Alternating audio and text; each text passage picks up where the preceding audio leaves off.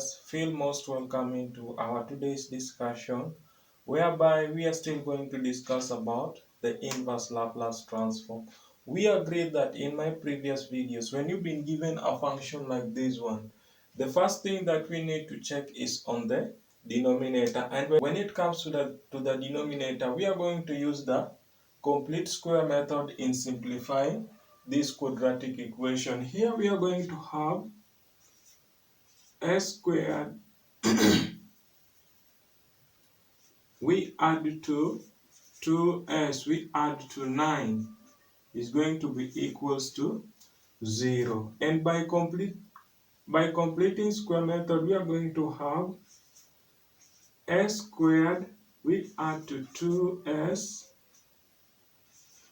is going to be equals to a negative of 9. From this point now, we need to introduce our term of c. And by introduction to our term of c, we are going to have c is equals to b all over 2 squared, which is going to be equals to, our value of b is equals to 2. So we are going to have 2 all over 2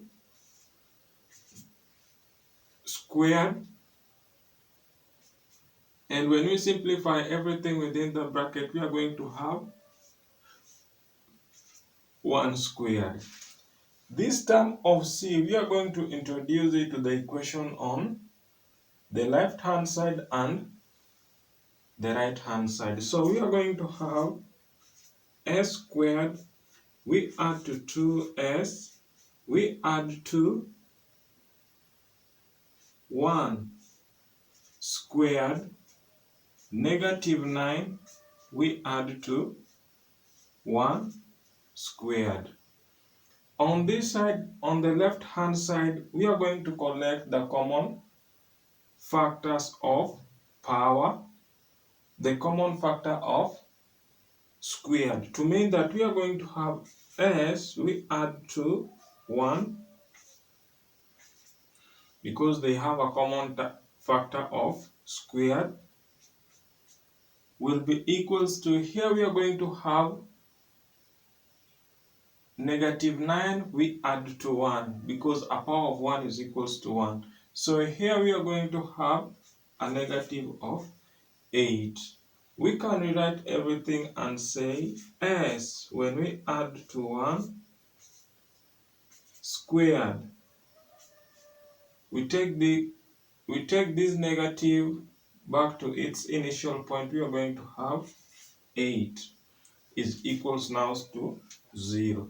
We can rewrite everything and say the inverse Laplace transform of s plus 1 all over s plus 1 squared plus 8.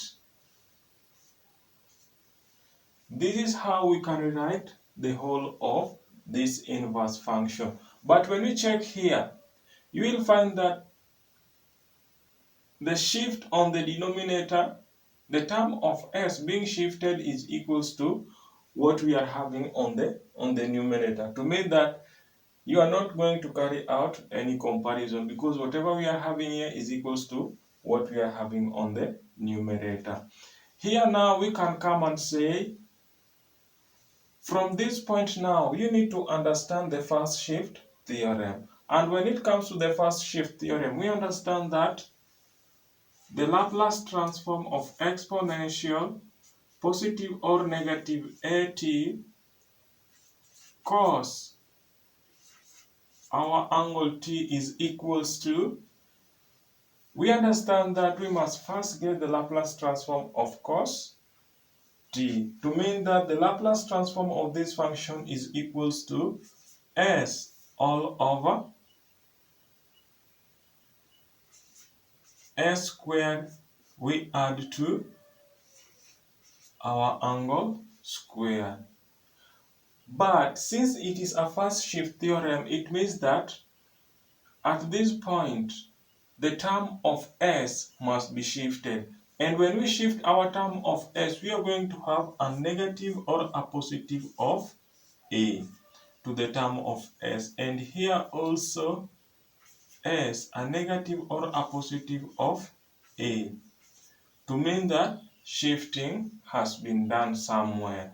Now, when you check whatever we are having here, it kind of matches whatever we are having on the inverse Laplace transform, except that at this point, when you check here, we are having 8. How can we introduce this square to 8? We come and introduce square root, and then to this square root we come and square it, to mean that this root can cancel out with the square, and you are going to have 8. That is only the most challenging part, of which you need to check on how you can go about that. Now, from after that, now after understanding this, we can now change the inverse function back to its original function. And we understand that now we are going to have exponential. Our shifting here we are having a positive. When we are having a positive of a, it means that here we are going to take a negative of a, and we are going to have a negative of 1, which is equals to a negative of t cos. Our angle now will be equals to root of 8, because it is the root of 8 squared. So we are going to have the root of 8t. And this is how you go about finding the inverse Laplace transform of a function like this one. Let us now get into our next example.